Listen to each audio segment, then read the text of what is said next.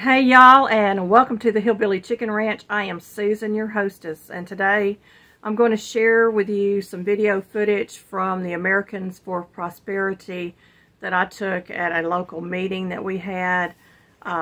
We were invited. We did not have to pay anything to get in the door. We were fed, and we were in a room of very, very fine people in our community that are like-minded, and I was super excited to hear what our senators and congressmen had to say. We had two colonels in the room, former colonels. One was a former Colonel James C. Harding, who has received 4 Purple Hearts and a list of other military awards, and it was such an honor to be sitting just one table away from this man and to know that he fought for our freedoms. The other colonel speaks towards the end of this, and that is Colonel Omar Habano, and he is a doctor. He's a physician, and what a man, let me tell you. I was super impressed by everything I heard during this. Now, these are only little snippets of what was said. I cannot show you everything. That would not be fair to the Americans for Prosperity people, but this is for their benefit, and I want them to get full credit for this. They are on Facebook, Instagram, and X, formerly known as Twitter. And you can also find their website link below this video in the description box below. And I will leave some information on the 2 colonels down there as well, and some of our local senators and representatives. But I really want y'all to understand I am impressed by this nonprofit organization and what they're doing for the American people. Americans for Prosperity is also known as AFP, believes freedom and opportunity are the keys to unleashing prosperity. And they're doing this for all people. We are a community of millions of concerned citizens advocating for solutions based upon principles to back the country's most critical challenges. 36 state chapters, advocates in all 50 states, 200+ legislative victories in 2022. Their mission, it is a grassroots policy, government affairs, communications, political, and education training capabilities make us the best organization to change the policy landscape of America. Local and state and federal levels provide policy solutions based on proven principles. Organize communities to bring people together.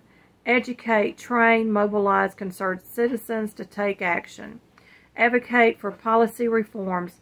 Hold public officials accountable. And I think that is just wonderful. That's just some of the information I gleaned from their website. You can go and check it all out after this video is done. But I wanted to let you know that very early on, I was still in high school. I think it was my junior or senior year. And it was a presidential election. And Jimmy Carter, of course, was running in that. And we had students go in and vote. And the vote came out like the national vote did. And, of course, Jimmy Carter became president at that time. I had not picked a political party to be a part of, although my parents were very conservative Republicans, and my grandparents. I know my dad's parents were. I don't know about my mother's parents as much, but my dad's parents were very conservative.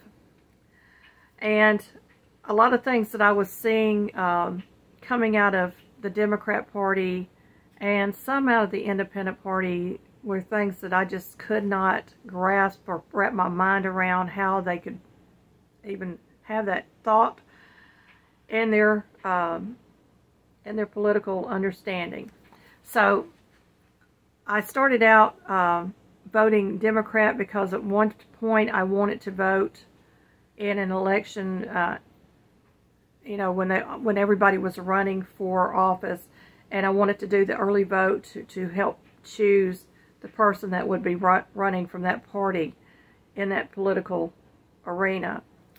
I later on changed my party to the Republican Party, and I have been a Republican conservative ever since, even though I still will vote, or I did up until a certain point, still vote my conscience on who should be in that particular office that they were running for. And it could be independent, it could have been Democrat, it could have been Republican.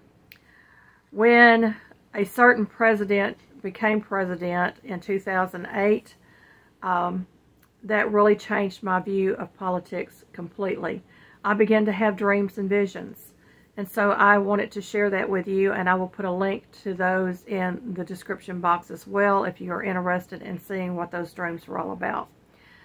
This is not to be political in any way, but we do need to pay attention to what is happening in our political arena of the United States and around the world, because things are changing very rapidly, so that we're better educated and have a better understanding of what is happening and how we can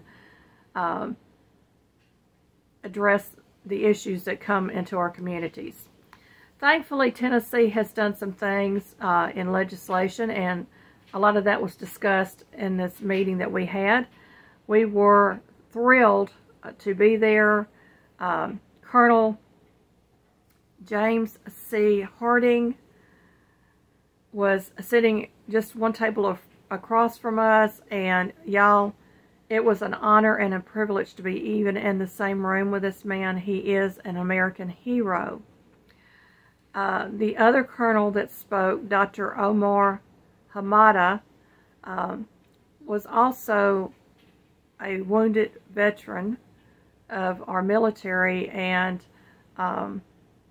he has an amazing story in and of itself. So I am truly, truly honored to have been in the room with both of these men.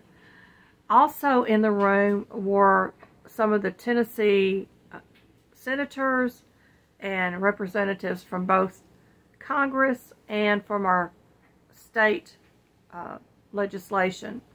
I was thrilled to hear what they have been doing and what they are doing and what they will continue to do to fight for our American freedoms. Family is central to the American dream, and unfortunately over the last 40 or so years we have watched the family unit disintegrate. And we need to regain the trust in our family units and rebuild family relationships, and I think that's going to be core going forward, and I'm going to do everything in my power to try to be there for my children and my grandchildren for as long as I'm able, to try to get that family unit rebuilt. So without saying anything else, I'm going to allow you to watch these videos, these video clips. You will see who's speaking, and then you will hear the speaker. Now this is just a snippet of what was being said that night, or this video would be over 3 hours long. So let's go to it.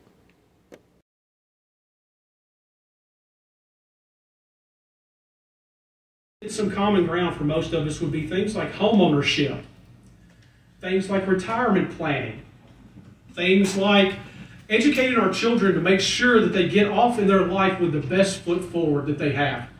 These are all common things that are associated with the American dream in this area. I'm sure that some of y'all would be happy to add your own, but we'll save that for the conversations that we have when I come to each and every one of y'all's communities in the future.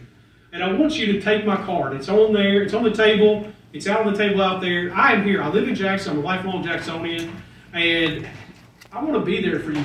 So if your community is facing a property tax increase, call me. Let me know. I want to be there to help you fight that.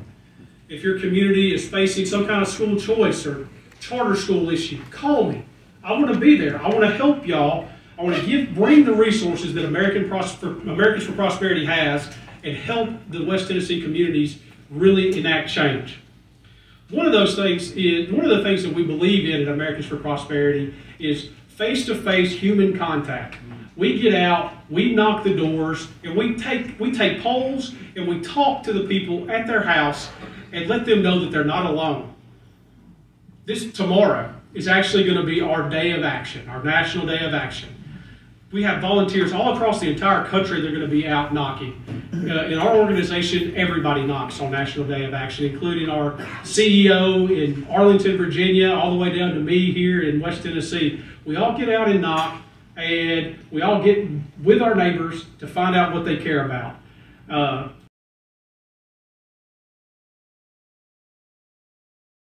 Thank you to Americans for Prosperity for putting tonight's event on. This is really good. This is, where did Trey go? This is the first event, not only in Tennessee like this, but the first event in the nation like this. Wow, that's pretty impressive. Thank you also to you all for being here tonight, giving up your Friday evening so that we can do what Trey talked about, and that's reigniting the American dream. Now, a few things. I was asked to talk about Washington issues, federal issues that affect you and that fall in line to what American for Prosperity stands for. If I can, the first thing is, Trey talked about immigration. I'm going to talk about that and the border. So, let's, if we can, I think I speak for everybody here. We're all for lawful immigration. We want it done the right way. We're a nation of immigrants.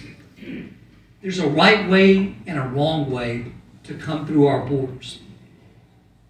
The wrong way is what I'm concerned about right now and tonight. You know, you see these images on television and on the internet. You read about them. You see them on social media. I've been to the border under President Trump. I've been to the border under Biden. And it's gotten really bad.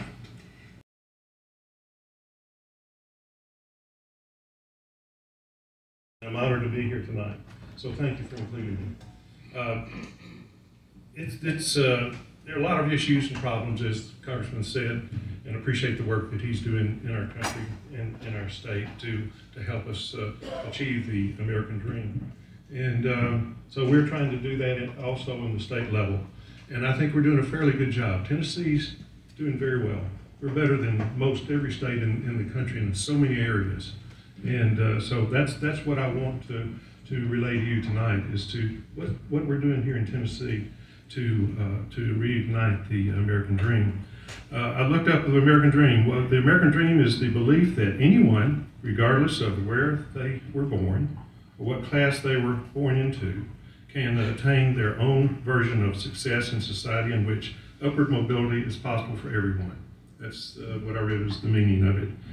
Is the American dream today the same as it was 40, 50 years ago?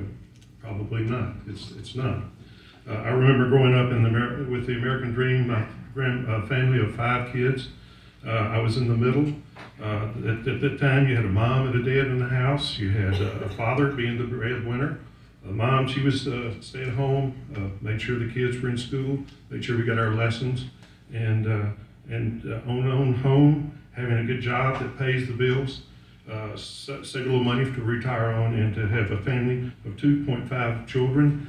I was in the middle. I was the 0.5. So I don't know what that meant. I'm glad I had a brother and sister after me. So the 2.5. So anyway, I soon learned that was averages. So anyway, and able to take a family vacation once a year. So that was the American dream that I grew up with, and it was a great life. The dream today is the dream today the same as it was then. We know all things have changed today, so many things, times now. Both parents usually work now. So many of them do, and need a second income to pay the bills. Savings for retirement is harder to do, and many are still working past retirement age. The average family consists of 2 children. Home ownership is a challenge, especially for new homeowners that are trying to save money for a home. Cost of housing has gone up so much. And we still take vacations, but sometimes they're shorter and they're closer to home. If you're going to have hope of having reached the American dream, Tennessee is a good state to live in to help you reach that dream. In Tennessee, we have removed barriers, provided the resources for hardworking and determined Tennesseans to achieve the dream better than most any other state. Over the last 12 or 13 years, Tennessee governors and legislature have been laying the path to achieve this dream. Here's some of the things that we've done to provide a clear path. We have provided a tuition-free education for any Tennessee 27 TCATs, Tennessee College of Applied Technology, or the 13 community colleges, or any independent public or four-year university. We were the first ones in the country to do that, and found a way to do that, and that's been a huge breadwinner for us in Tennessee to get more people educated to go into the job market. Tennessee has no state income tax. We're one of 7 states to have no state income tax. We have cut over $2 billion in taxes since 2011. $2 billion in taxes, that's tremendous. A lot of people don't know that, but we have been able to cut taxes, and also with no state income tax, we've done it. We're just a sales tax state, it's a user tax. Just the last session, we cut $407 million in taxes in a lot of different ways, grocery taxes and a lot of different things on sales tax.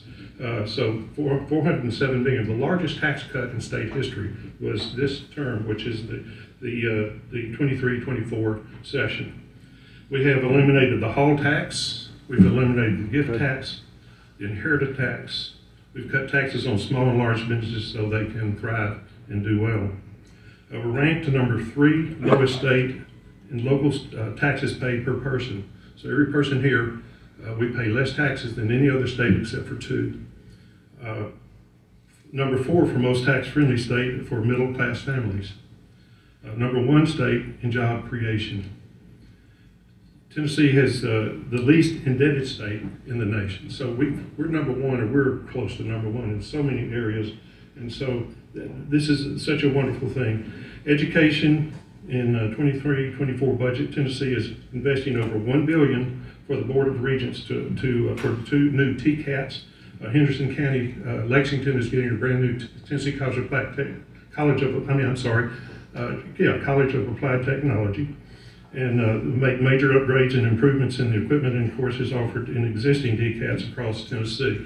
The one that we have out by the airport is getting tremendous upgrades, building a brand new TCAT on the campus of Louisville City, which is going to make a difference. So we've got to have jobs, train people for the job. So that's what this money is going for. It's the largest investment in the Tennessee College of Applied Technology of over $1 billion in this year's budget.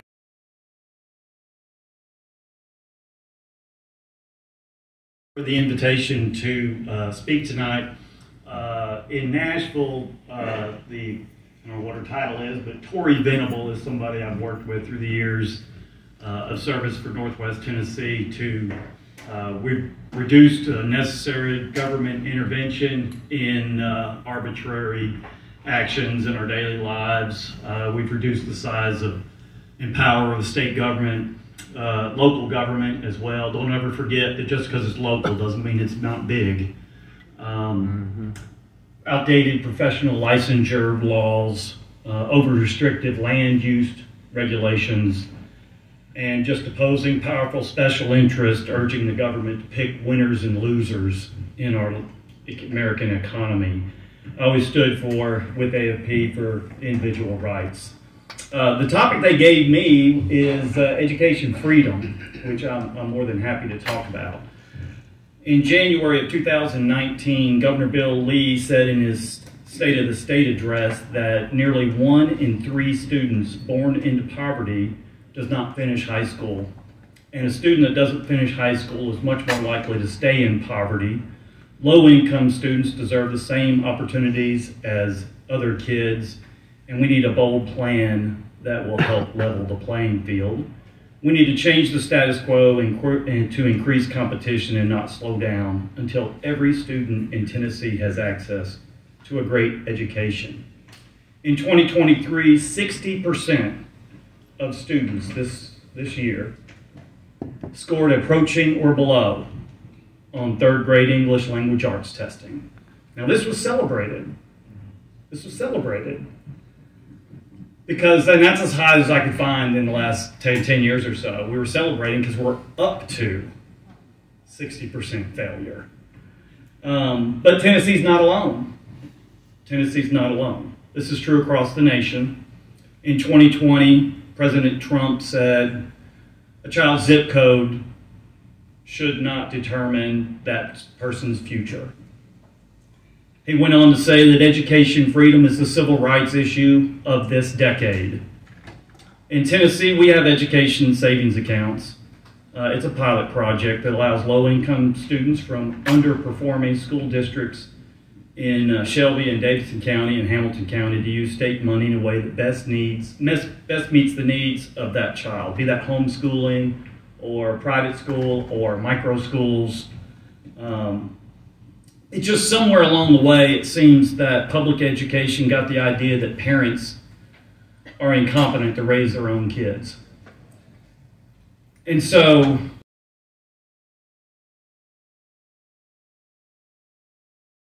Senator Stevens just said, I think he hit the nail right on the head on so many different points. I want to say how much I appreciate Colonel Harding as well.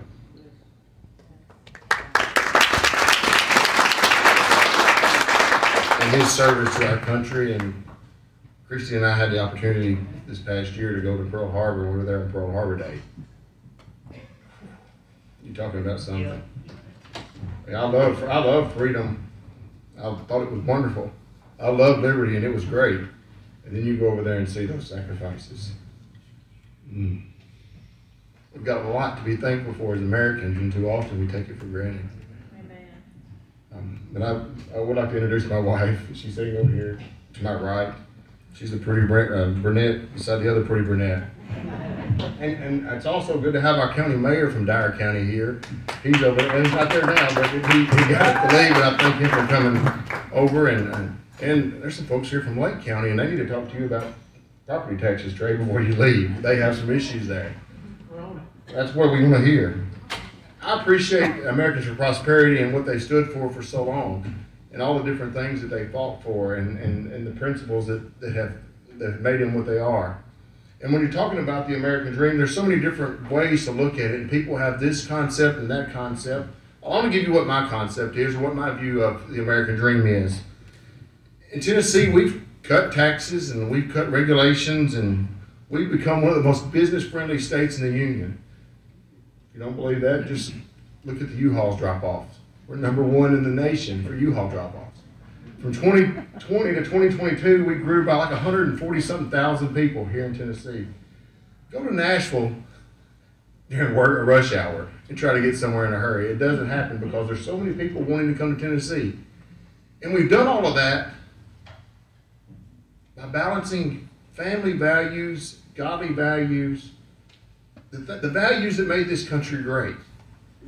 And the left says that can't be done. You'll run business off. Tennessee hasn't. We are growing.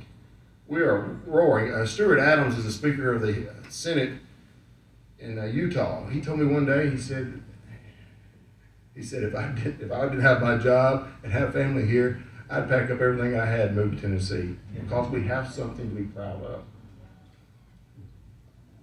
The family institution was given to us by God in the Garden of Eden when He created Adam and Eve. And however the left may want to destroy it, tear it down, rip it apart, and replace it with another government program, it's still intricate to the success of our nation. In 1960, 73% of children lived together with their parents of the first marriage. In 2019, only 25%. There is a breakdown of the nuclear family, and it's costing us our American dream. My view is just this, that men have set back, and I'll pick on men because I'm a man. Biologically, I'm a man. Even the left would have to say that I'm a man because I got rough hands.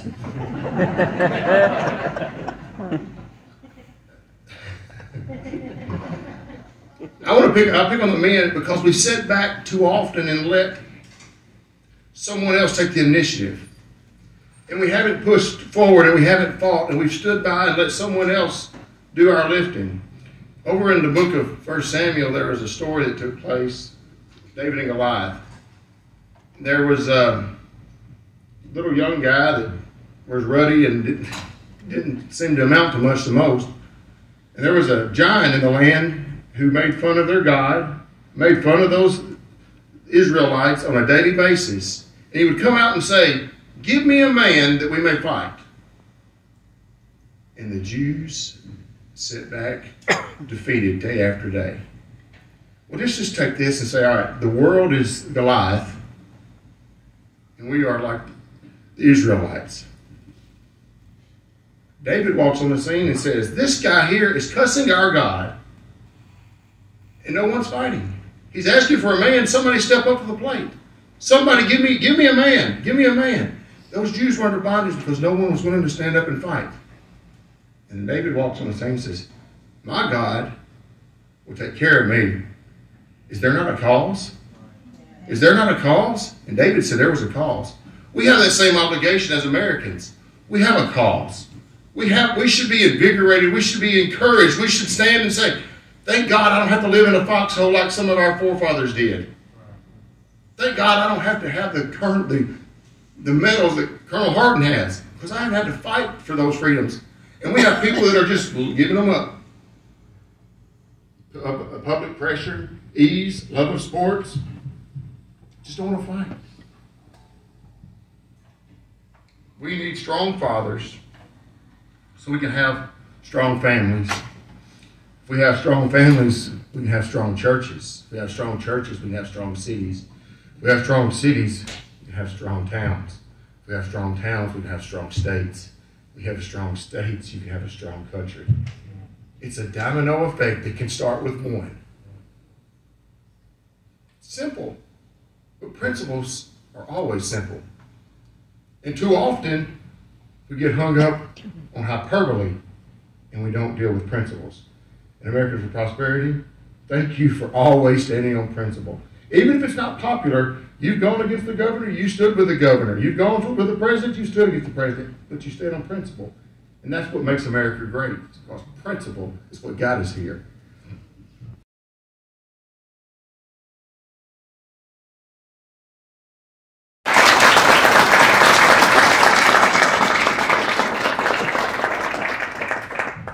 Thank you for that, Frankie, and thank you. Following Rusty is about like following Congressman Mark Green. It's pretty tough. And I will tell you, before you get the big head, when everybody stood up, they were just tired of sitting. That's really what that was about.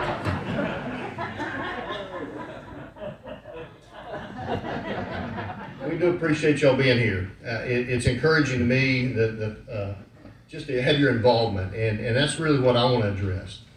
We've done a lot of things in the state legislature, and I get to serve with some incredible, honorable men and women, just like Representative Grills and Senator Stevens, Senator Jackson. It's a true honor for me to represent this county and to stand up for the beliefs and the foundations that you people bring to this fine state of ours. I appreciate you coming from other areas of our West Tennessee group. I thank Trey for putting this on. This is a tremendous grassroots effort, and that's really what it takes. A lot of things have been said, a lot of things we can do, a lot of things need to be done, but it takes involvement. It takes your involvement. Each of you has a role to play. Sometimes it's making a phone call. Sometimes it's just expressing your opinion in an email. Sometimes it's writing a check, helping someone get elected that you believe in, that you know and you trust, and you want to be representing you and standing up for you in Nashville or in Jackson City Council or in County Commission. It's important. Even school board, and many of you know that. more and more important every single day. It's what's going on in our school boards. The library situation's been mentioned. We're making a lot of progress there. In Tennessee, we've passed the right laws to protect our kids on multiple levels. The library is one of them. And fortunately, that's paying dividends now. The bad books are coming out of Madison County Library. They're coming out of Jackson-Madison County School libraries right now as we speak. They've been removed. And I'll tell you, it is because we put the right laws in place, but more importantly, we have individuals, some in this room, that have gone day in and day out to meet with the superintendent, to meet with the library director, their board members, and say, enough is enough. You're going to follow the law. And they've gotten it done.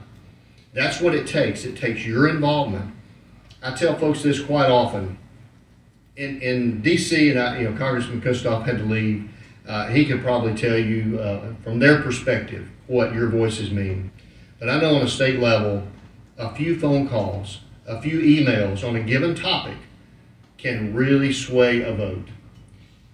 My votes are straight down the Constitution and straight down the Bible. There are many things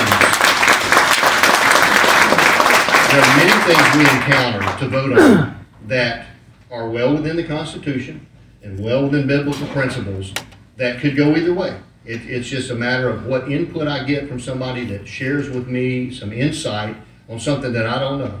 Because I don't know a lot about a lot of things. I have my world that I've been an expert in for a while, but it's a small world. And so I have to rely on folks like you, folks like Rusty. I come from an agricultural background from my grandparents' era, and I worked on a farm a little bit growing up, loved that experience. But when I have an agricultural question, I go to Rusty because I know I can trust him to give me the truth. He's going to know the facts, know the details, and help me make a decision. But when it's on that border of it can go one way or the other, it's not biblical, it's not constitutional, it's just maybe some common sense, I rely on you. I need your input. And just a handful of phone calls, a handful of emails, maybe it's just one, will change how something turns out. So your voice matters. And I need you involved. We all need you involved. Sometimes we feel like we're kind of a sail flapping in the wind in Nashville. You feel like you're standing up for the right thing. You're doing what the people want you to do by the Constitution, but you feel like you're alone. But when you get that one email or a phone call or a text message saying you did the right thing, thank you for standing up for me. And I had some of that experience in the last couple of days. I ran a really tough bill this week in committee and got beat up pretty bad. But I had a number of people watching. And that's one thing I love about our system in Nashville. It's transparent. You can watch everything we do on video. You can go back and watch years ago if you want to. You can watch what we're doing live. You can come participate if you want to. But I had folks encouraging me saying, keep fighting. You're doing the right thing. You have the answer. Even though people may not like that answer, you have the answer. Just keep doing it. And it really takes that because you stand in front of a committee for 2 solid hours and just go back and forth, and you got a crowd of leftists mostly kind of booing and hissing and whatever they're doing on one side of you, and you've got some committee members on the other throwing rocks at you. It takes a little bit to stand up there and stay with it, but we know what the end is, and the end is worth it. It's worth it to see that each one of you has the opportunity to watch your kids and your grandkids grow up with what we had. Many of us are extremely blessed to grow up here in West Tennessee. And I can't take that for granted. Go a lot of places, and many folks don't have it like we do. And as Rusty said, that's why folks are moving here, because we've created a good environment with wholesome family values, biblical principles, and we adhere to the Constitution. And then within that, we make sure our businesses can thrive, because we know small business and agriculture are the core foundation of our economics and even our family life. I've got a small business and raised my kids through that. They learned what hard work was. They learned from an early age. If you want a vehicle when you turn 16, you better start working and saving now. I gave them an opportunity. My kids still fuss at me a little bit because there for a while, we were using a lot of sandbags for certain things in our business. And I had a pile of sand within inside of the house, and 1,000 sandbags at any given time that could be filled. They wanted extra money. So there's the sandbags and there's the sand pile. Gave them so much a sandbag. Now they're fussing about how much I gave them per sandbag.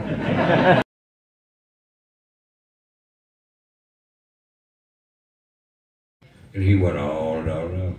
I couldn't get away from him. So I can't wait to hear your story. And you are a veteran, Bronze Star recipient. Come on up, Colonel. We want to hear it tonight. Omar Habano, ladies and gentlemen. Thanks, it's great to be here in my hometown of Jackson, Tennessee. Though I was born in Tallahassee, Florida, I moved with my parents, of course, in '72 at 6 years of age to Jackson, Tennessee, and have been gone for a while, up the road in Nashville, after a little hiatus in Memphis with a little time in Afghanistan, and but it's good to be home. It's also good to know your audience as a public speaker, right? So I think I'm in the right place where women are women, men are men, babies are humans to be protected. Right? Because I don't want to get confused with an audience where women are women and men are too. Right? Moved here in '72 from California, of all places, and went to Andrew Jackson Elementary School. Transitioned to, not gender-wise, but transitioned to Lincoln in 5th grade, then to North Parkway, and then right after that to Northside Junior High and high school. Ended up as, I think, the youngest graduate in the history of Northside High School. I think I still hold that record. I don't know. Never could get a date, though. That was a problem. My parents are immigrants. They immigrated to the United States from Lebanon, and not the one right up the road, but over there by Israel. So they immigrated. Dad first came over in '54, went back and married Mom. She came over in '64. And they came to the United States for one reason, and one reason alone. And that is because of the hope, the prosperity, and the opportunity that the United States promised everyone all over the world. There's a lady that stands in New York Harbor that opens her arms and accepts everyone through legal processes of immigration. Dad came through Ellis Island, but today I want to draw a distinction between legal immigration and illegal migration. People get confused and keep using the word immigration to refer to these people that are coming to our country illegally. That's not immigration, that's migration. Those are migratory refugees who have needs, and we understand the human cause there, but we are a sovereign nation with sovereign borders that need to be protected and not allow people to keep adding to their numbers as they come through Guatemala and Mexico to come into the United States illegally. And Mayorkas has basically opened the borders. I mean, when the Biden administration took office, he basically told the Border Patrol, let them through. Let them all in, we're not going to hold back. And they keep saying we have secure borders, and we don't. I have a picture on my Facebook, you can actually go back and look, from 2 days ago, a picture that was taken that day that shows 6,000 refugees in a Panamanian holding cell, essentially, that were basically being prepared for transport up to the United States. And as they come up, of course, you know, thousands of others join them.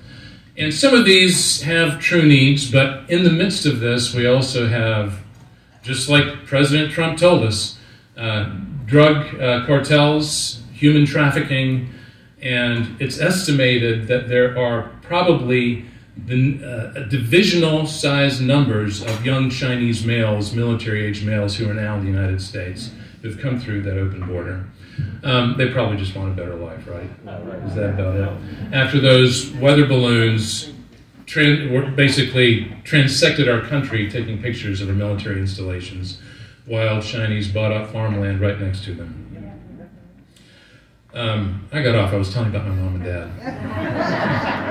But as Gary Deaton knows, he asked me to come speak. Was it Rotary Club when I was 15? Sometimes I'll say hard things that upset some people, so hopefully I'm in a friendly crowd tonight, but if I'm not, I know I am. So you remember that? I do. You do too, I'm sure. Things have changed. America was a land of hope and prosperity and opportunity. And things have changed, but many people still try to ignore that and still try to talk about things that we wish for ourselves and we wish were true. But people are struggling today. They're struggling to make their ends meet. They're struggling to pay their rent. They're struggling to pay utilities. They're having to choose whether to pay their car note or groceries for the kids besides mac and cheese, something that's actually nutritious. Representative Grills, he's not here right now, I don't think, but I think he stole my notes because, I mean, we're right on the same page.